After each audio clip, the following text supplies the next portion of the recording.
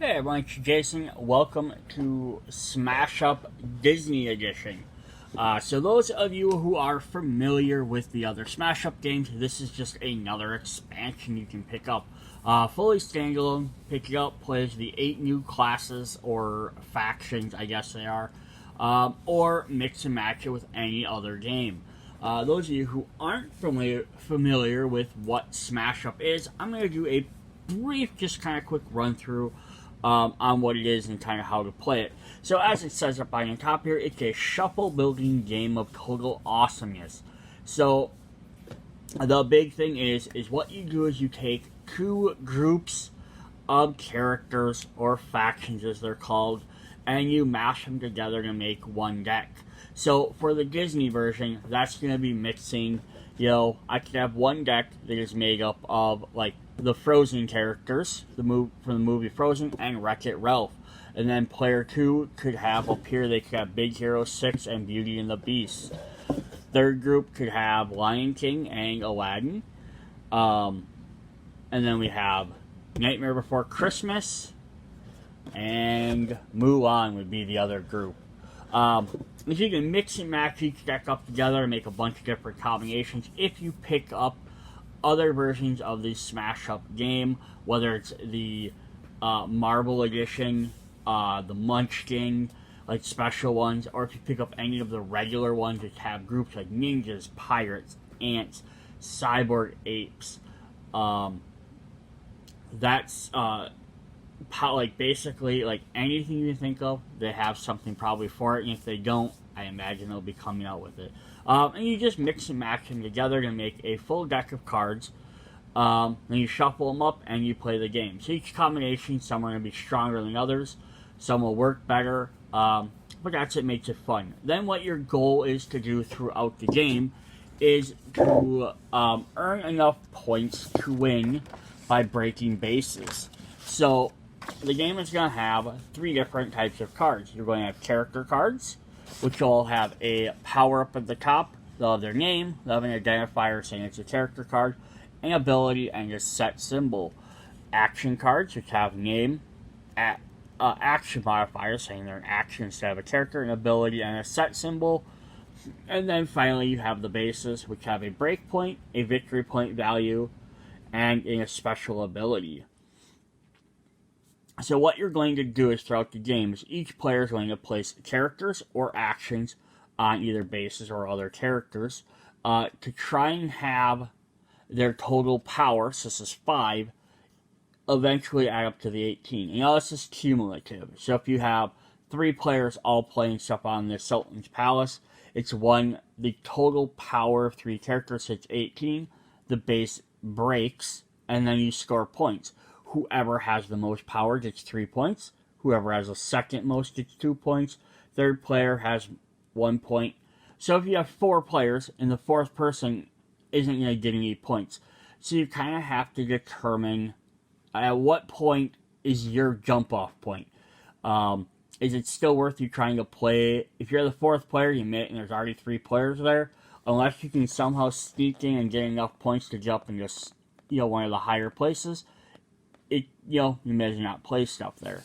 The same thing is even if you're, running behind, is it worth sticking around for that 1 point? Or is it, you can play 1 card and be like, oh, I got 1 3-point card. Great. Maybe I'll get 1 point out of it and then focus somewhere else. And then you score them victory points and you have to get a certain amount to win. I think it's 15, but they change it from game to game. So, other components we're going to get, which we'll look at, is we're going to get these little boards. You get your tokens for stuff to keep track of your points on here. And this actually kind of shows, and we'll look at those a little bit better. So, set up, you just mash 2 decks together. So, there you go. Mash Mulan, Frozen. I have a Mulan Frozen deck. So, each one's going to play a little bit differently. And then that's kind of what the table will look like. So then you'll have number of bases equal to the number plus 1 the amount of players. So if you're playing a 3-player game, you'll have 4 bases. If you're playing a 4-player game, you'll have 5 bases out. And then each player plays cards to each side, trying to basically win it. Is how you do it. It's very simple. And other than that, the gameplay itself isn't hard. The strategy of getting different characters and different actions and different decks to work together, that's where the challenge and the fun of the game comes from repeated play. So on your turn, you some abilities talk about starting your turn, and this is when they happen. And then you do whatever, just solve them. Then you play cards. So on your turn, you get to play one character, one action, or both, but you don't have to play any cards. So every turn you get to play up to 2 cards. So you play one action card, one character card, or nothing. So you might only have character cards, and you don't play action. You might only have action cards. Don't have to play any characters. You choose not to. You also use special abilities on cards. Some are ongoing special, some are special talents. So after you've played your 2 cards, then you check to see if the bases are scored. If any bases are scored, you score them, and then the game ends. So if, like, a base had 18, and you play the final amount on there, then at the end of your turn, the base will score and activate before the next player's turn. Then you draw back up to 2 cards. So you get to play 2 cards, so you get to draw 2 cards. But you may choose not to, so you might keep drawing more and more cards. If your deck is empty, when you need to start drawing, just shuffle your discard and keep going. That's not a big deal there. At the end of your turn. So there's end of turn effects. Finally, check to see if any players won the game. If they have 15 or more victory points, they're declared a victory. If a player has 15 or more in the middle of the turn, the game does not end, continues in play, so scoring and drawing are completed that turn. So what can happen there is that way, in case somebody has a card that says, hey, this gives me 2 victory points, you can't win in the middle of the game. So it gives somebody else a chance to maybe play something or do something else during the scoring phase that might bring them up a little bit higher. Alright. Yeah, so that's kind of just it. The rest of the book just sort of goes through the ins and outs of the game, how to do stuff, different things for scoring on bases. I'm not going to get into all of that. Things about awarding VP, which you kind of explained.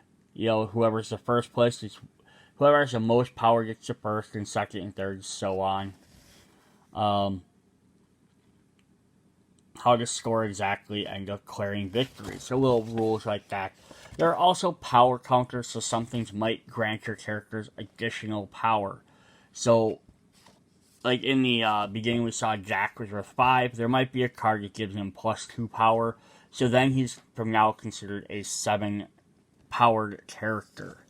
And then there's different effect after before. This is the rest of this is just more specific rules on the game. So I'm not going to get into all that. And then there's different terms and then clarifications on specific cards. And then more rules in the back here. Just like, if this happens, this stuff. Just kind of like trying to clarify some of that for new people. Then they do have suggested matchups and play tips. So this is kind of a neat thing for this. They don't do this in most games, but I think they did it for Disney being a starter game. So it's saying, if you play Aladdin, here's some good teams that work with them, Beauty and the Beast or Night Before Christmas, and here's some different ways to play as cards. And they do that for all of those. Here's all the awesome people that worked on the game. And there's the different factions on the back. Aladdin, Beauty and the Beast, Big Hero 6, Frozen, Lion King, Mulan, Night Before Christmas, and Wreck-It Ralph. Alright, I just want to kind of give you an idea of what that was. Let's hop in and look at some of this stuff. So first of all, we're going to get in here are 2 sheets of tokens. So we're going to get a bunch of 5s, a bunch of 1s, plus we're going to have breakpoints and current point totals for our max. If we flip these over, the victory points become power tokens, which are 3s and 1s as well. Or 3s and 1s instead of 5s, but they just have that +1 just as a way to keep track of it. So the older games just had you use victory points. You just stick one on there as a mark to be like, oh, that gives them +2 power, put 2 victory points on. So this game just made it a little bit easier by having the actual plus symbol then that way you could tell quickly that, oh, that was that, and not just a victory point sitting on that character for some point. Then we're going to get 5 of these playmats. Now, this is brand new to the game. No other Smash Up game currently has these. Not even the 10th anniversary. They have a different big board, which you can check out, which is a different gameplay mode. But what this is so when you get your base, which will say base card on the back, you put this in the middle, and then used to when you originally played older versions, you just put this on a table and everyone put their cards around, and then you had to have like some sort of die or something to keep track of how many points you were at. So what they did was really nice for this, was they actually just included these in every 5 of these in the box for everybody, so this is a great thing to pick up. So you use the little red and green tokens to keep track of it. So you put the red one on the current base, so like our one base is 20, so I'd put the point over here on 20, and then use the green one to keep track of the points. So every time you put a character on there, so if I put a Snowdy on here, it would up my pointage to 2, and then if I played that Jack, which was 5, it would up it to 7. And then every time someone plays something, or maybe something gets removed from there, or gains a temporary bonus for a thing, and then you can move it. So you can easily just at a glance tell where they are without having to stop and recount everything back up, or have a die on there to have to do it. So it's a really nice extra feature that they included in here. So hopefully they put that in a regular Smash Up box at some point. And on the back here is just explaining how the setup for that works. So that's an extra little fun thing we're going to get there. So we're going to go ahead and jump into the characters now. Every character is going to get these cool dividers. Now, I don't know if they work in the box. Yeah, so they won't work in this box. So if you want to separate your cards in this box, it's actually, I'm going to slide this over. It's actually divided out very nice. So if I have Frozen, I can put Frozen there. You can put all your 8 in here, and I'd be like, why are there so many slots? This way now, if you picked up several games, if you picked up the Marvel one, you picked up 1 or 2 of the other games, you can add 2 or 3 sets in here, and they're just all divided by little things. You can pull each one out really quickly, but unfortunately, the actual full dividers don't work. These are for the big geeky box, or the bigger, geekier box, storage box. So you can get this big giant one, which I have a video on as well, which I will also show off at the end of this video, how this set fits in there. But that's what these are for, is just dividing for that reason. But what is really cool, because I started doing this in the Marvel set as well, is on the other side, they have a little description of the characters, and kind of like a little brief idea of what they do in the complexity. So we're going to start with Frozen, with good old Anna and Elsa here. So if you want to build a snowman, the Elsa card will help fetch and play the Olaf, Marshmallow, and Snowdy cards, and you can strengthen them.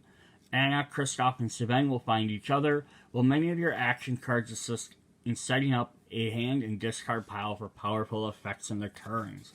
So it just kind of gives you an idea of how to sort of play them. Again, the book says that as well. Alright, then we're going to jump into what we actually have. So we have 4 copies of Snowdies. So we're going to go through the character cards first. So they have a 2 power. And it says, if one of your characters here has 5 power or more, place a +1 power counter on this character. So if you play these with your other more powerful characters, they're going to boost each other up. So it's actually kind of fun. Then we have 1 copy of Olaf, who's a 3 power. Talent, which are your top 2 cards of your deck. You may place any number of them in your discard pile, return the rest in any order. So this is an ability you can use each turn. 1 copy of Sven. Talent, move one of your characters to this base, or search your deck and your discard pile for Kristoff, reveal it, draw it, and shuffle into your deck if you searched it. 1 copy of Marshmallow. Ongoing, if Elsa is here, this character has +2 power. So now you can see, like, if you have Elsa with Marshmallow, he'll have 2 powers to make him a 5. And then if you play him with the Snowdies, they're going to get their extra 1 counter. Because they're going to say, if one or more of your characters has +5, place a +1 power on this card. So if you have Elsa, Marshmallow, and the Snowdies out, he's now 5. They're now 3s, plus whatever Elsa is, which Elsa is also a 5. So I'd give you 13 for just having those 3 characters out. So it's actually a really cool effect. We have Kristoff, who's a 4. Ongoing, this character has +2 powers if Anna and or Sven are here. Talent, search your deck and your discard pile for Anna Sven, reveal it, draw it, and shuffle your deck. We have Anna, search your deck and discard pile for Elsa and Kristoff, reveal it, draw it, shuffle your deck if you searched it. Ongoing, your other characters here cannot be destroyed by other players' cards. And then finally we have Elsa. Play Olaf or Snowdy from your hand, or discard pile as an extra character, or place Marshmallow from your hand from your discard pile. So what that means, there's that talent is like, so once Elsa's in play, you can use that talent to either play Olaf or a Snowdy from your hand or discard pile as an extra character, which means normally you have the character action, you can play 1 character, or you can play 1 action card. If it says extra, you can play an additional, so you could play that card, this Olaf or Snowdy, plus another character, plus your action. So some of these guys get beefy pretty quick. Now, one thing that's really neat about these decks is there's no direct formula on how a deck is set up, or a character's deck is, a fractions deck is set up. So we had 3 Snowdies, like every other character is unique. I think we're going to have a lot more unique characters in this because it's Disney and there's a lot more characters per thing. But if you look at some of the other Smash Up, it's a lot of times there'll be like 4 of this minion, 3 of this minion, 2 of this minion. Well, they're called minions instead of characters. Sorry, they're the same thing, but that's what they're called in those games. But you'll have a lot more repetitive stuff. But then there's some decks that have 4 or 5 characters are all 5 costs, but there's only 1 version of each of them. So every deck has a little bit set up. So there's not necessarily a direct 2, like this many 2s, this many 3s, this many 4s, this many 5s. Everyone changes a little bit. Now we're going to look at their action cards. Now, they're typically about half character cards, half action cards. That is pretty standard, but sometimes a deck can have a little bit more of one or the other depending on the deck. So we have 2 copies of Let It Go. It says what are the top 3 cards of your deck. Draw 1 and place the rest in your discard pile and are on top of your deck in any order. Lock the Gates is a base modifier. Ongoing, your characters here cannot be destroyed by any other player's cards. Talent, look at the top card of your deck, discard it or return it. Okay, so that's kind of neat. So this is one thing they did change for the Disney versus the other sets, is actually wrote base modifier on it, which means you play it on a base. Other Smash Up games just say play this card on a base. They don't specify that as a base modifier. Do you want to build a snowman? Play Olaf, Marshmallow, or Snowdy from your discard pile as an extra character. Act of True Love. Destroy one of your characters to play another character from your discard pile as an extra character. 2 copies of Reindeers Are Better Than People. Search your deck and your discard pile for a character. Shuffle your deck if you searched it. If this card is 3 or less, if the card is 3 power or less, play as an extra character, otherwise discard it. Hans Westengard. Each player reveals a card from their hand, or reveals their hand to show it has no characters. All revealed characters are shuffled into their owner's decks.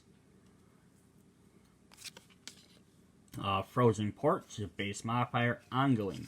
Other players cannot play their first character here each turn if they can play it at another base. And then the Big Summer Blowout. Discard a card to place a character from your discard pile to your hand. So Frozen's all about searching your deck for finding more cards. So now there's going to be clearly some other factions, like the movies from Disney, this will probably work better with, and then other ones that it might not. Because there might be some that don't, or might not necessarily work worse with, just they might not focus on it, because they might have a different scheme going on. Alright, then we have our bases. So we have the Ice Palace, which says characters here cannot be destroyed or moved by other players' cards. And Arendelle, Adrenal. After you play a card here, you may look at the top 2 cards of your deck, draw one, place one in the other in your discard pile. So now each base, each faction has 2 bases, and they kind of fit with the theme of the deck. So if you're what's recommended, so if I'm playing Frozen, Lion King, Beauty and the Beast, and Aladdin, and we're playing a 2-player game, I should use those bases with it. Now they get randomly shuffled together, and then you play them out. So I mean, if you're mixing and matching with other sets, they recommend you adding the base that goes with your faction to your pile to shuffle up and play out, because in that way you're gonna at least have 2 chances, or at least 4 chances, 2 for each faction, to have something that kind of works thematically with your team. But you don't have to. It's not forced. You do not have to play these with that. You could choose not to. Or if you're someone like me with every Smash Up game, you could just mix everything together. Yeah, you might get one that works for your team. You might not. So, alright, we're going to now look at the next team. We're going to jump into Big Hero 6. So they got theirs as the little nanos. And Big Hero 6 says, the students of San Francisco Tech's robotic lab have become a team of heroes to fight the mysterious yokai. This deck uses powerful counters as swarms of microbots and gear upgrades, moving around and improving your character's abilities. The talents of the characters like Hiro, Hamada, to turn Baymax, Wasabi, and the rest of the affordable fighters. This is a medium one as well. So we're going to start off with 3s. So this one didn't even have, it has some 2s, but it's going to give me a bunch of 3s. So you're going to see how this plays a little bit different. I'm going to set this down here just to kind of help avoid the distraction. So you have Gogo Tamago. So his talent, move this character to another base. If this character has any power counters, you may also move one of your other characters from here to there. So she can move people as long as she has a power counter. So now, why would you want to move your characters? This could be great if you realize, oh, I'm playing this, someone else is going to win this base. Rather than me sticking around for that 1 point for 3rd place, I can move to another base and try and score it and get 4 points. So it's kind of the reason why you might move cards around. We have Honey Lemon. Talent, destroy a base or character modifier here. If this character has any power counters, you may instead play an extra action. So that is definitely powerful. The ability to get rid of the modifiers, like the stuff with it. Frozen Hag was like, you can't destroy this base, or you can't destroy a character. You can destroy that and get rid of that, or get rid of their bonuses. Or being able to play extra actions is not bad. We have Baymax. Ongoing, your other characters here are not affected by other players' cards. Special, after this base scores, this character has any power counters, move another of your characters from here to another base. So that's fun. So that means when a base scores, normally you get rid of all your cards and you have to start over. This lets you keep at least one of your cards to use somewhere else.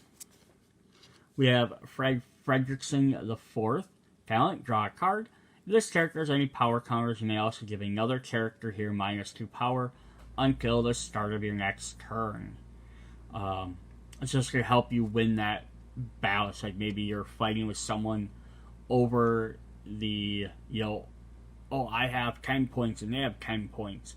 Now you can drop them down to 8, and then that way you can get the extra victory. And then we have Wasabi. His talent until the end of your turn, this character gains +1 power or +1 power for each +1 power counter on it, up to 5 more power. So basically he's opposite. He can gain bonuses for a quick thing. Then we have 4 copies of the Microbot Swarm. There are 2 cost abilities. So now this one only has 2s and 3s. It doesn't have any 4s, doesn't have any 5s. So that's why it's a little bit different. So this place a Microbot Swarm from your discard pile into your hand. Talent. Place a +1 power counter on this card. Okay, so that's kind of cool. So basically they can keep summoning each other. When you play one, you can place another one from your hand, and then it gets a +1 counter. They can keep kind of cycling each other back. Then we have a bunch of actions. We have Yokai. Base modifier. Ongoing characters without any power counters here have -1 power. Special. After this base scores, you may move a +1 power counter from each of your characters here to another character. So that's really cool for this deck, because as you're adding counters to your characters, once the base scores, you can move them to somewhere else, so they're not being wasted. Microbot Maker. Base modifier. Place a +1 power counter on each of your characters here. Talent. Place a +1 power counter on one of your characters here. So again, a bunch of extra counters. Control Mask. Character modifier. Place on a non-Microbot Swarm character. Search your deck for a Microbot Swarm. Reveal it. Draw it and shuffle your deck. Talent. Play a Microbot Swarm as an extra character, or move any number of Microbot Swarms from here, or to here. So cool. So this lets you move all your Microbots around. So basically you have to equip it to one of your other characters. We have 2 copies of Upgrades. Place a total of 2 +1 counters on your characters. Playing extra action. We have Control the Swarm. Place a +1 power counter on each of your characters that doesn't have one, or move any number of your power counters among your characters. New Student. Playing extra character of 3 power or less and place it on place a +1 power counter on it. 2 copies of version 2.0. Choose a base. Each of your characters currently their power counters gains +2 power till the end of turn. And Team Effort. Choose a base, draw a card for each of your characters, their power counters. So this one's going to definitely gain bonuses, have them power counters, which will let you gain quick bonuses to score bases a lot quicker, and then be able to move them around and keep them helps. So hopefully some of these other factions might give you power counters, or some of the other ones from other Smash Up games. We have our bases. We have the SFIT Robotics Lab characters here with power counters having an additional +1 power. So like that one's always on. And then we have the Curry Tech. On your turn, you may move one of your characters with power counters to or from here. So like this one's a 3-1-1. So it's like, is it worth sticking around for that 1 point? If someone has an astounding lead on the 3s, like they already have 15 points on there, it probably doesn't make sense for you to like leave a bunch of characters on there. So you can start moving them all off. Like, someone came out and put a bunch of stuff on there. I'll get my characters off of here. I'll just maybe leave one, maybe leave a Swarm Bot on there so you get 1 point. Alright, our next faction is Beauty and the Beast. It's a tale as old as time.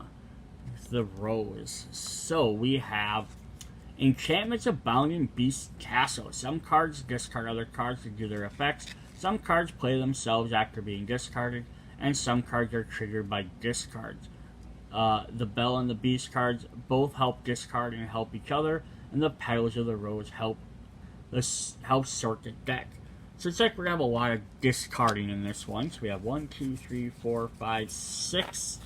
6 enchanted objects, which are 2 cost. Special. After you discard this card from your hand, you may play it as an extra character. Use only 1 enchanted object's ability per turn. Ooh, so that's kind of cool. So if there's other stuff that you're going to discard, if you do this, you're going to get that free character. So we have a Mrs. Potts and Chip. Talent. Just discard a card to draw a card. So discard a broom. You need to play it, and you get a free card out of it. We have Lumiere. Discard a card to play an extra character here of 3 power or less. Cogsworth. Talent. Discard a card to play an extra action. So there's some 3s and 4s. Or some 3s, and we have a 4. We have Beast. If Belle is here, place a +1 power counter on it. And this card. Talent, discard a card to place a +1 counter here. And then Belle, who's a 5. If Beast is here, you may drop to 3 cards. Talent, draw a card or discard a card. So interesting. So lots of discarding to get to play them things. And then we have a bunch of actions, of course. We have a Gaston. The base modifier. Ongoing. This base's breakpoint is increased by 5. On each player's turn, that player may discard 2 cards to destroy this card. Interesting. So, like, that makes it harder, so you get time to play it. But it also makes it fun for this, with this part of the faction. It says, so lots of players aren't going to probably want to discard it. They can't afford to get rid of it, they need your cards. Here, you could discard 2 of your brooms to lower this. If you're winning, all of a sudden, boom, now you have 5 less points to get, and you might have won that turn. Plus, you can play 1 of your brooms.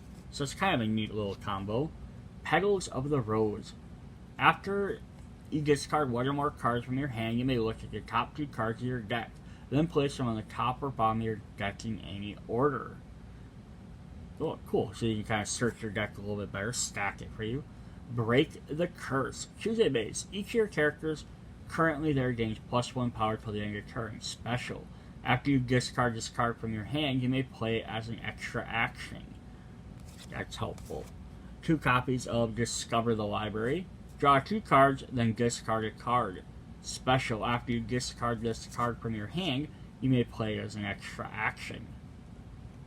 So that's neat. So you could play this card, or use something to discard this, to play it as an action. So then you get to draw your 2 cards and discard. You could discard 1 of the brooms with that ability to play it. So now you're up 2 cards, and you still have, you might, depending on why you had to discard this, you might still have your action. Cool. So you gotta chain some of these together very quickly.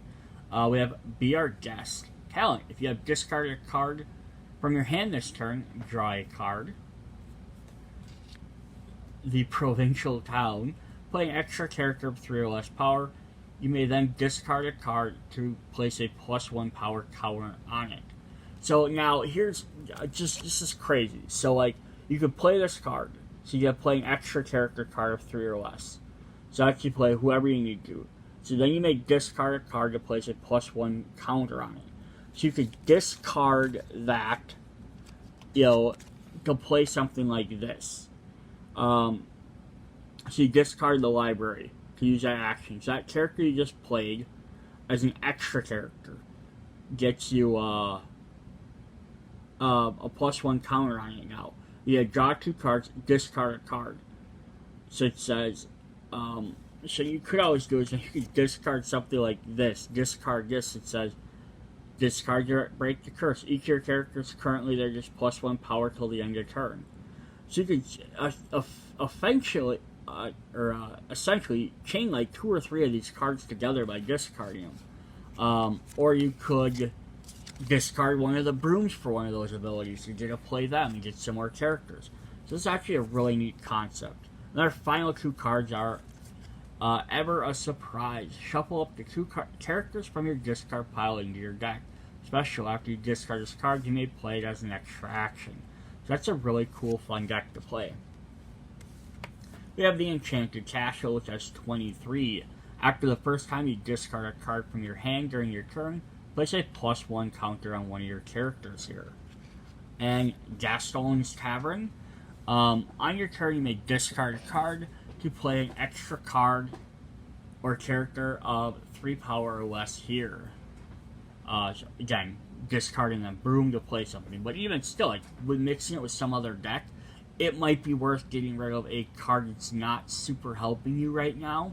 Like maybe a base modifier, or maybe you have like 3 copies of a level 2 card and you can discard it to play a level 3. So definitely some fun things you can do with that deck. Alright, our next one is we have No Worries About Hakuna Matata for our terrible Disney song jokes with The Lion King. So The Lion King is going to get us the Circle of Life is strong in the Lion King deck. Departures of one character often leads to the arrival of new ones, with effects you allow you to search for or play extra characters. Simba can return cards from your deck after leaving play. Mufasa's presence in your discard pile makes many of your other cards and characters and actions better, also in medium difficulty. So we have 4 copies of the Lion Cub. I don't know why it wasn't. I'm guessing he's not Simba because, yeah, there's another full Simba card. So that's kind of funny. Like, I don't know why they didn't just put in, why did they put Nala, but Nala is on here as well. Special, after this character goes to the discard pile from play. So this is not discarding it from your hand, this is after it gets removed from play somehow, whether it's destroyed or a base scores or however. You may search your deck per character with 4 power or less, reveal it, draw it, and shuffle your deck. So when that card goes away from play, you get to get an extra card. We have Timon and Pumbaa. Place a card from your discard pile in the bottom of your deck. If that card is Hakuna Matata, place it in your hand instead. A 3 power Rafiki. Place a character of a power 2 or less from your discard pile into your hand. Zazu. Talent, giving another character here +2 power until the end of turn. Or if Mufasa is in your discard pile, draw a card.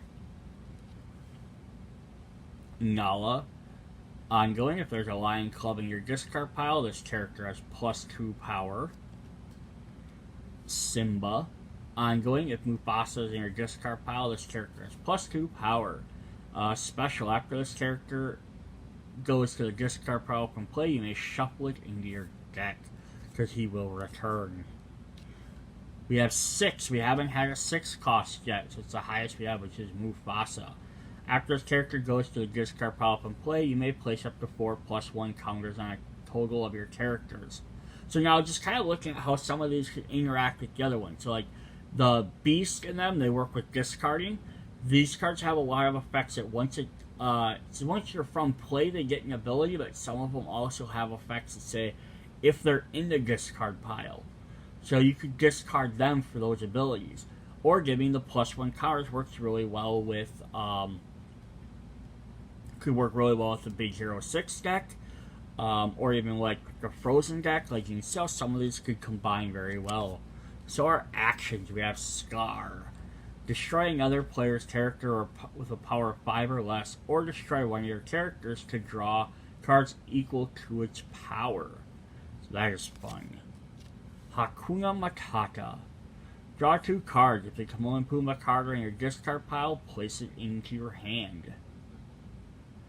Nice. They kind of work together. He lives in you. Base modifier. Ongoing. Each of your characters have +1 power. If Mufasa is your discard pile, they have +2 instead. We have 2 copies of the Wildebeest Stampede. Destroy one of your characters to search your deck for a character. Shuffle your deck and play it as an extra character. I just can't wait to be king. Place 2 +1 counters on one of your characters. If Mufasa is in your discard pile, place 4 instead. 2 copies of the Circle of Life. Place on your character. Special, after the character goes to the discard pile, you may play another character of 3 power or less from your hand or discard pile as an extra character. So these guys did a lot of stuff for guys dying. The Hyenas. Destroy a character of 3 power or less. If Mufasa is in your discard pile, you may play an extra action. And then the Hyena's Den. Talent, one of your characters here gains +2 power till the end of turn. After base scores and Mufasa is in your discard pile, you may move this card to another base. Ooh, that's fun. Extra bonuses every turn. Then our bases are 19. Breakpoint with Pride Rock. After this base scores, the winner may place one of their characters from here, or from one of their discard piles to its owner's hand. So it's kind of cool bringing your cards back. And then we have Jungle Paradise. Once per turn after you play a character here, you may place a +1 power counter on it if you have a character with +4 or more power in your discard pile. Cool, so you get them extra power counters. Which again, would work great with some of the other characters as well. Alright, our next faction is I'm gonna wreck it. We have Wreck-It Ralph. Some of these are interesting that they included them in here. Like, clearly, like, Beast, or Beauty and the Beast, you know, Frozen, Jungle Book, lots of them make sense. But, like, the fact that they included, like, Big Hero 6 and Wreck-It Ralph, so, I mean, great movies and everything, but not, like, Disney mainstays. So that's why I kind of hope they keep, like, they have yet to release expansions for standalone sets, like the Marvel one or Munchkin haven't had extra sets come out. I really hope that they would do it for this one, because there's so many Disney franchises you could hit. It'd be cool to get some more, like, if they did it sort of like the Villainous, Disney Villainous sort of thing, where you do 2 big ones that everyone knows, and then you do, like, or 3 big ones, and you do, like, 1 kind of side one, which would be kind of a cool way to do that as well. Like, that's what Villainous did. Yeah, it was released 3 characters. Like, 2 of them were, like, bigger moves that people knew, and the third one was, like, the side one. It was, like, it was, like, Gaston and Scar, and then like, the third one's, like, Rag again. Like, who the hell is Rag again, you know? Anywho, we have Wreck-It Ralph here. So, let the race commence. Vanellope Von Schweetz and other racer cards can be stronger as they move from base to base, while King Candy disrupts other plans. Wreck-It Ralph, Felix Fix-It, Felix Jr., and Sergeant Coulihan. Cards can be used Cybug Infestation and many other base modifiers to set things up for your wreck things for your opponent. So, alright, so we're going to have stuff with moving around. So we have 4 copies of the Sugar Rush Racers. Ongoing, after you play a base modifier, you may move this character to or from that base to give it +1 power till the end of turn. We have 3 copies of Sergeant Coulihan. So this is interesting. It's the first time we've had, outside of Lion Club, quote-unquote Lion Club, we've had a, like, actual character that's had multiple versions. Talent. If you have any base modifiers here, your other characters currently gain +1 power till the end of turn. We have Vanellope Von Schweetz. Talent. Move this character from one base, or to another base, and place a +1 power on it. So as she moves, she's going to keep getting more and more powerful. With a 4 power Fix-It, Felix Jr. Place your base modifier from your discard pile into your hand. Talent. Place the base modifier here on top of its owner's deck. Awesome. So it's cool there because then you can get one, place a base modifier in your discard pile to your hand. You can get one back. If your base is about to score, you can always remove that and put it back on your top of your deck if you want, or get rid of your opponent's. And then for our 5 cost, we have Wreck-It Ralph. Talent, play a base modifier here as an extra action, or destroy a base modifier. So you control the modifiers that are on. It's just kind of fun. We have some actions. We have Cybug Infestation. Base modifier, destroy this card and this base. Starting with the player to your left, each player chooses a base and moves all their cards there, replace this base normally. Ooh, so that's kind of fun. So if you're not going to win a base, you could just play this card and destroy that base. And then that way that base doesn't score, but everyone has to then move all their cards, which then could very easily activate and score a bunch of those other bases. So you might be changing multiple bases out at the same time. 2 copies of Escape Pod. Move up to 2 of your cards from one base to another. Especially, you may play this before a base scores. Move one of your cards from one of the scoring bases instead of 2. Just kind of neat. So the whole point there would be, after the base is going to score, you can get your cards out of there so they don't get destroyed. If you want to keep them. We have Cart Bakery, base modifier, talent. If you have a character here, draw a card. I'm gonna wreck it. Base modifier. Ongoing, this base's breakpoint is reduced by 3. This base's abilities are cancelled until the start of your next turn. So you can check up. Ooh, we got 2 copies of that. So you gotta shut off abilities. That's fun. We have the Candy King. Base modifier. Talent. You may move this card to another base. Choose a character at this card's base until the start of your next turn. The abilities of the character modifiers on it are cancelled, and power counters do not add to its power. Ooh, shuts off bonuses. Research Lab Beacon. Ongoing, if there are 4 or more characters here, destroy this card. Talent. Name a faction. Move all characters of that faction here. Cool. So you can bring out all your characters there, or move all your opponents to once. Like, hey, I want to win this other base. You place this somewhere else and summon all their characters there. But again, your characters get bonuses from moving, so you can move all your characters and give them a bunch of bonuses. Mink Eruptions. Choose a base, swap it with a base in the discard pile. All cards from the original base remain. That is neat. Getting to switch stuff around. Oh, we have another card here we missed. We have Sugar Rush. Base modifier. Talent. Move up to 2 of your characters from here to another base, or from another base to here. They each gain +1 power till the end of turn. Cool. Then let's see our our bases. The Power Strip.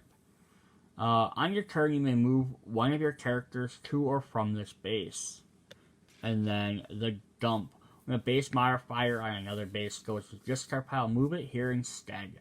After this base scores, each player may turn one of their base modifiers here to its owner's hand. Cool. So before, I'm going to look something up. The card we missed was, for Big Hero 6, was Hiro Hamada. I was wondering where he was. He just got shuffled into the wrong set of cards. Talent. Place a +1 power counter here or on a character here. Or move any number of your power counters from one of your characters to another. So that makes more sense, just to place power counters and move them. So I did want to just point this out quick for the scoring, because a couple of Recuros cards mention the scoring. So it says, if you're scoring a base, you check to see if a base is scored. Current player chooses a base that is ready. In case there's multiple, you can choose the order. Players may then play or invoke any before scoring abilities. It says, then VP are rewarded according to the current power totals when scoring abilities trigger now, and then players may activate or invoke any after scoring abilities. And then this may affect statutory 3. All cards on the bases are discarded. Base is discarded, and you choose to replace it. So, like, when they say before the base scores, so you choose a base, hey, let's hit the point. So before it scores, you have the option of moving it. The base is still going to score. It's just like it says, hey, before the base scores, I can move this character somewhere else.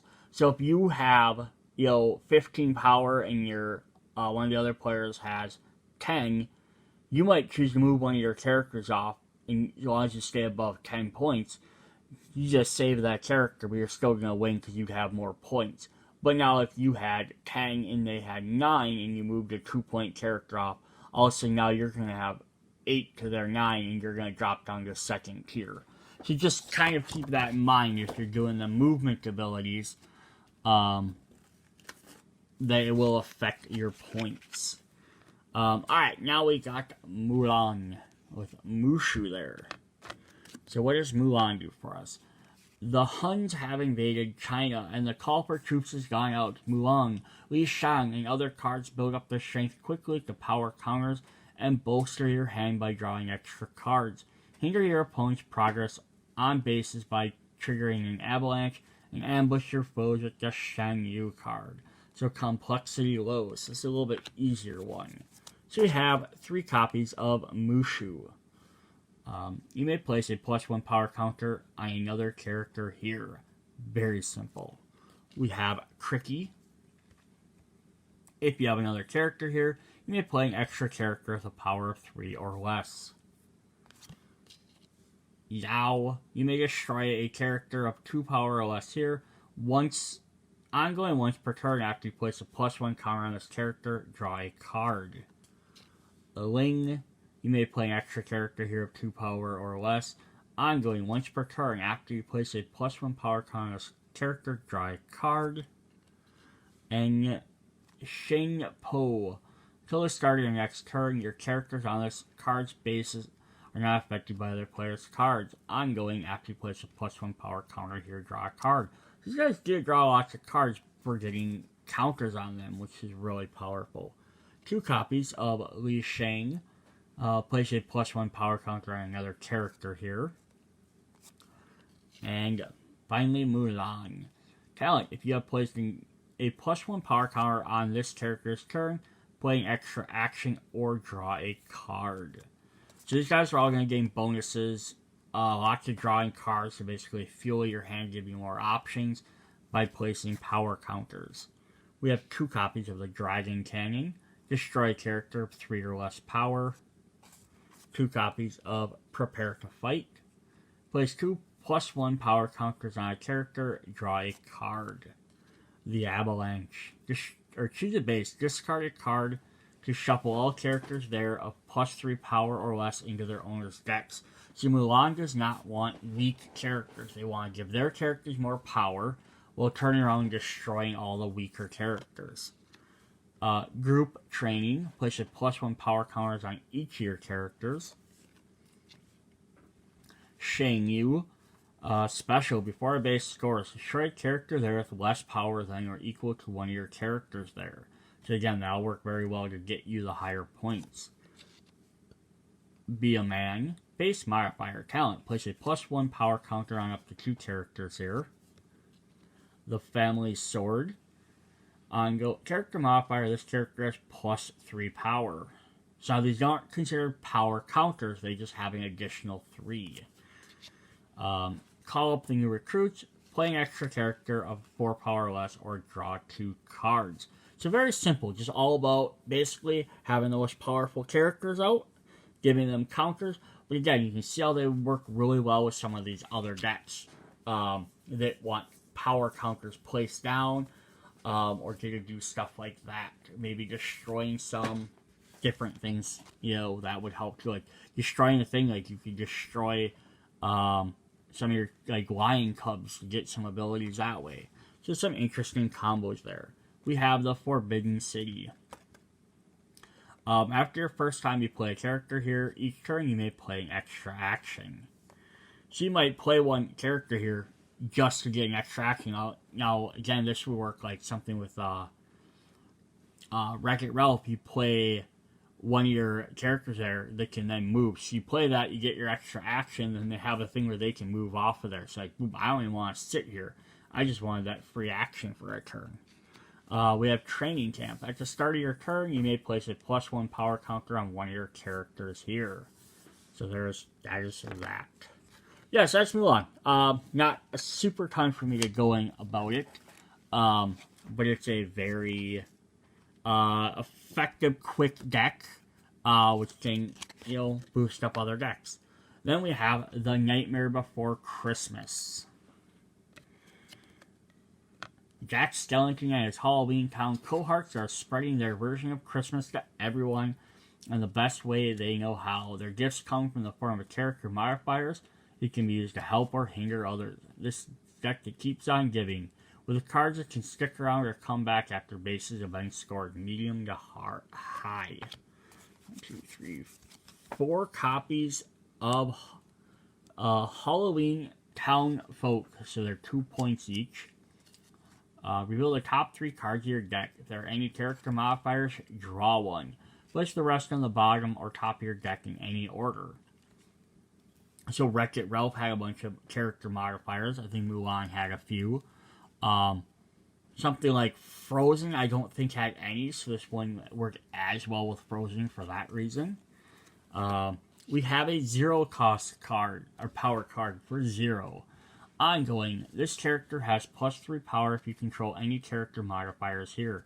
Special, after the base scores, return this character to your hand instead of the discard pile. And you play it to another base as an extra action. So that's kind of cool. So as long as you put a character modifier here, he's going to get a bonus, and then he gets to go to another base. Cool. As an extra character. So that's definitely a fun thing to do. We have the Mayor of Halloween Town. Ongoing. If you control a character modifier here, your characters have +1 power. Lock, Shock, and Barrel. Before this base scores, you may play a character modifier on a character here as an extra action. You play them. Nice. 4 power, Dr. Finkelstein talent. Move a character modifier from one character to another. So yeah, that could help if the base is about to score. You could move it, or you can move it to help another base score quicker, or maybe to prevent that guy from getting destroyed. Something like that. We have Sally. Talent, play character modifiers and extra action. And, of course, Jack Skellington himself. Play a character modifier from your discard pile into your hand. Ongoing, after you play a character modifier, you may place a +1 power counter on a character, or you may draw a card. These are all about the character modifiers. So what do we have? We have the Sandy Claus costume. This character has +1 power for each character modifier you control. Special. After the base scores, return this character to its owner's hand and place this card in the bottom of your deck. We have Oogie Boogie. You may move this character to another base. Ongoing, this character has 0 power and its abilities are cancelled. Destroy this card if this character here has 5 power or more. Cool. So you can basically play on a lower level character and it'll make them useless. So it's good to play on your opponent's characters. We have Winter Surprise. Play a character modifier from your discard pile as an extra action. Shuffle this card into your deck. Christmas Will Be Ours. Look at another player's hand. You may play an action there or in your hand as an extra action. If it is owned by another player, return it to their hand at the end of the turn, no matter where it is, except the box. Until something removed it from the game for some reason. Zombie Duck Toy. Character modifier. When this base scores, if you control this character, you gain 1 BP more. Otherwise, this controller gains 1 less BP. That's definitely fun. 2 copies of Monster Garland. Character modifier. Ongoing, if you control this character, it has +3 power. Otherwise, it has -2. Jack-o'-lantern in the box. If you control this character, draw an additional card before the end of your turn. Otherwise, this character's controller may not add additional cards to their hand during their turn. And then finally, we have 2 copies of Ghostly Presence. If you control this character, immediately destroy this card and play an extra character of 3 or less power. Otherwise, the controller cannot play characters of power 3 or less here. Cool.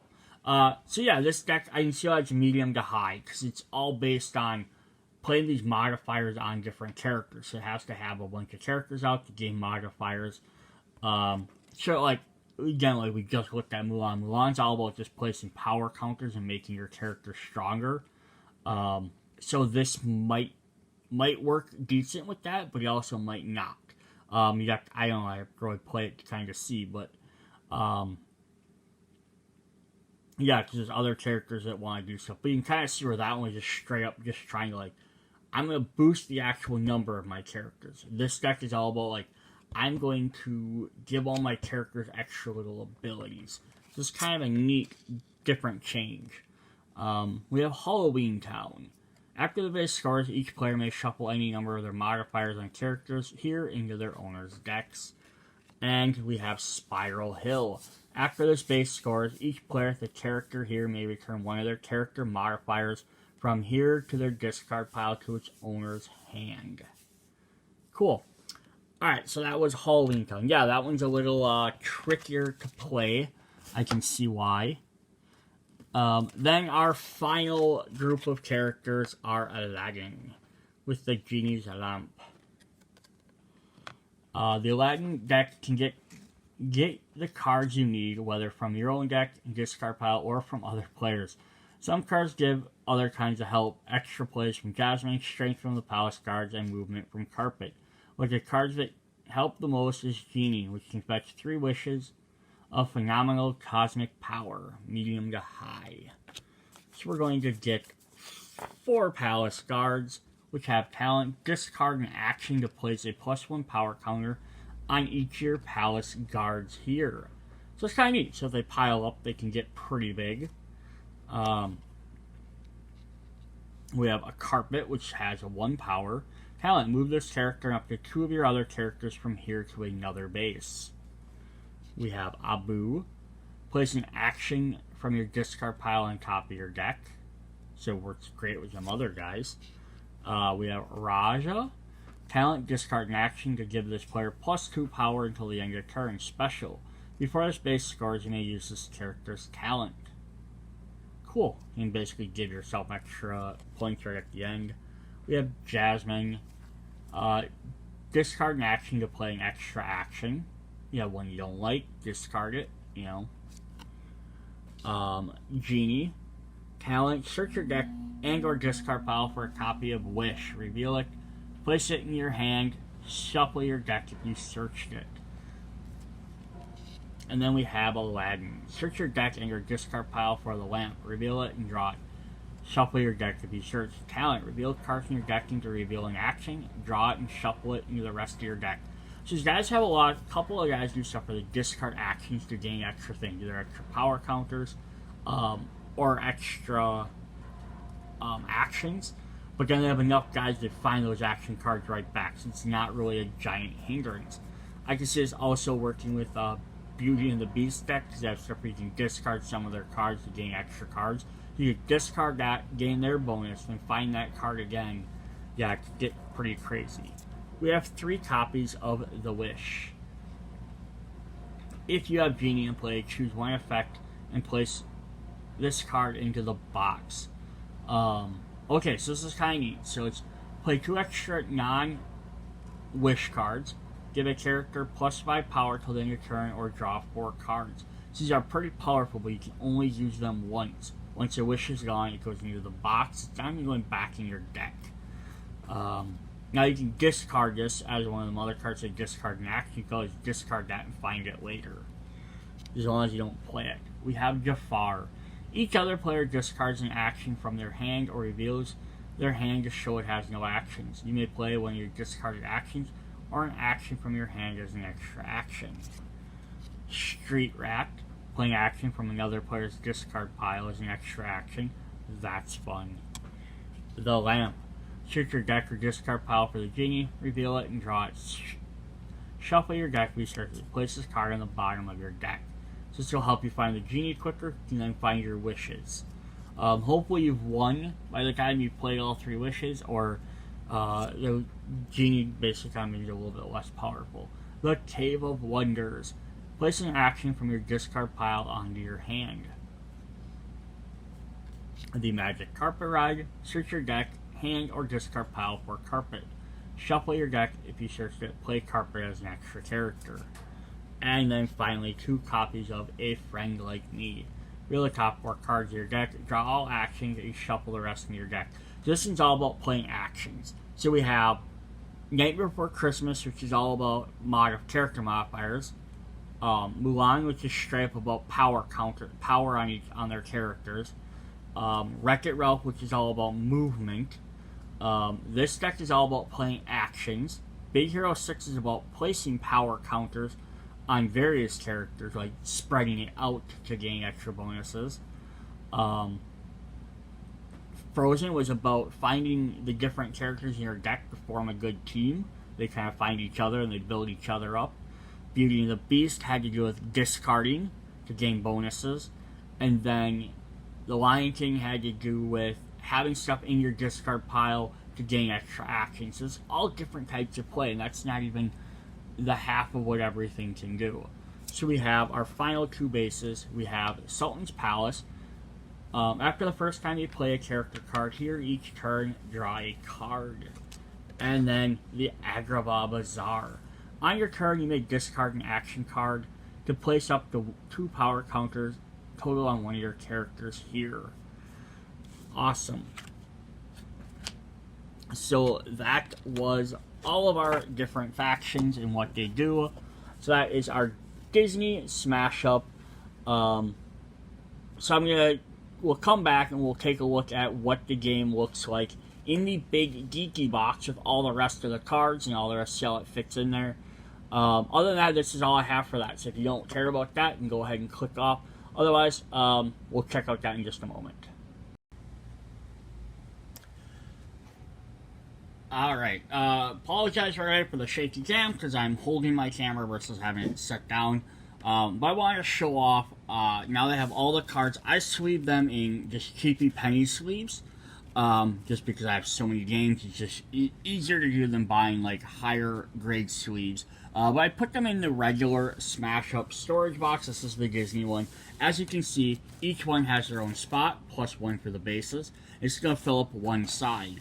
So that means if you bought this, or if you don't sleeve them, or if you just bought them normally, or if you buy better sleeves, you can sleeve one full box set, so you can buy another set, so it can either be the regular Smash Up base game, which has eight factions in it, or another big box with just like the Marvel one, or you could buy multiple of the small ones, because the small ones each have 4 each, you could buy 2 and 2. But then your box would be full and you'd have to find a different storage solution. Just the other thing to point out though, while you do this, is that you're still going to have all your tokens somewhere. There's not really any extra gaps in here for a token, so once you buy another full set and put it in here, your tokens really aren't going to fit anymore. The little boards could always lay on top. That's not that big of a deal. Same with the instructions, the box might stick up a little bit. But yeah, to add all your baggy tokens in there, it's going to take up room. Plus, these won't fit in there either. So, just a heads up there. As a contrast, so these are higher grade sleeves. So if you bought those, they fit in there very nicely. They're a little bit, just a tad bit shorter maybe, so they're going to not stick up as much. And they fit in there where these ones, they kind of do fit in there, but they're a little bit tight, because there's an extra little gap. So if you don't sleeve, that's fine. Lots of casual players don't sleeve all their cards. I do like to sleeve, so I just like to show it off. Now we're going to jump in and look at what it looks like in the bigger, geekier box. Alright, so this is the bigger, geekier box, which I've done videos on before. So what's really nice about this one versus just the bigger, geeky box is this one actually comes with a tray to hold tokens as well. And more storage. So as you see, I have all my tokens for all my other different games in here. So I had one slot left open before this game came out, which I could put some of the tokens in here. The problem is I still have another pile of them, because there's almost twice as many tokens, because they also double as power counters. I think just to make sure you have enough. Plus we have all the little base and point counters. So what I did instead was took this area, I just added these little tokens in here. I'm going to dump these in. Actually, what I'm going to do is take all of these back out of this one and dump them in here. Because they have the plus counters on them, I could grab this out for any game and use these as both my power counters and my other ones, versus trying to dig one of these out and then having to use something else. So these actually might become the ones I use most often. Now if I get another full set, I have another full row in there. Plus I have like my token from the 10th anniversary set, which I can throw in there. And if I have anything else I want to add in these little areas, I usually keep like, if I have any extra whatevers. And then what we'll do is we can throw our plastic cover back on there. It's got a little lip in there, so these guys will actually sit in there very nicely.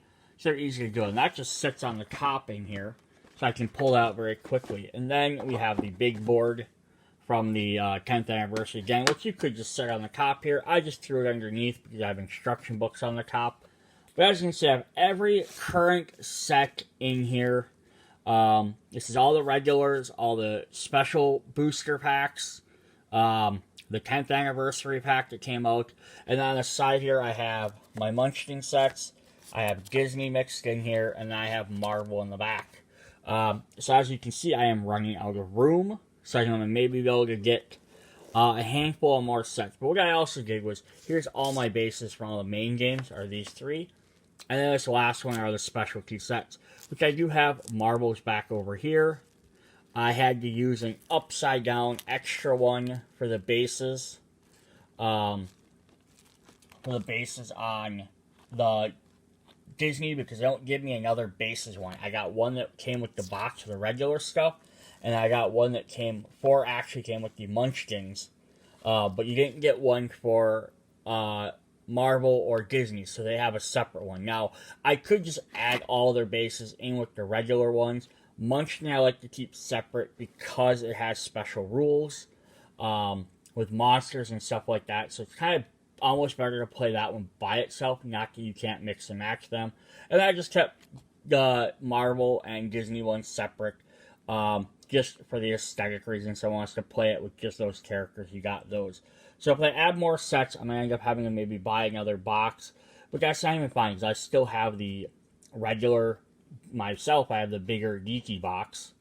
So I can always put like these specialty sets in that, and then just have regular in here. But you can see these dividers are really nice, because you can tell, maybe not as much with my camera. See if I can tip this. But you can see very quickly the name of the character, of the faction, as well as the group. Now again, having these penny sleeves, they're a little bit taller. If I had regular graded sleeves, they would be a little bit shorter and be a little bit easier to see. But just to show you, that's what it's going to look like if you add it. So you can still fit everything in here.